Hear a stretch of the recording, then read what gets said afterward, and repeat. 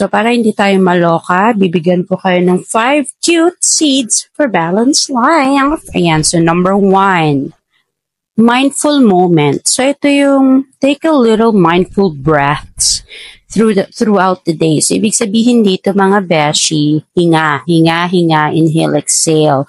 So bago ka mag-react, bago ka ma-stress, bago ka ma-high blood, inhale, exhale. Ayan, wag puro tayo hinanakit o puro galit. Diyos ko, wag puro hinanakit, baka sumikip ang dibdib. Ayan, baka ma-high blood tayo. So, self-love notes. Say kind words to yourself. You deserve it.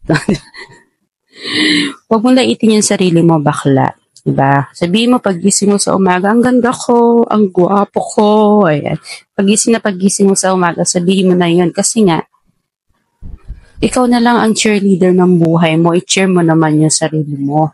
Pagharap mo sa salamin, sabihin mo, ay, Julina. Ay, mali. Ay, Latina. O mga ganyan, yung mga uso ngayon.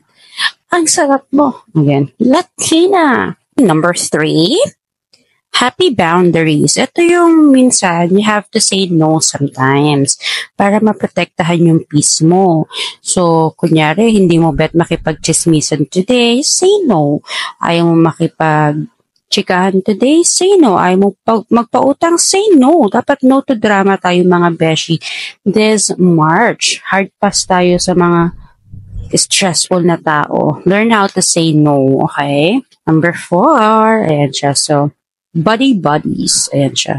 So, you have to move your body and eat food that makes you feel good. Okay?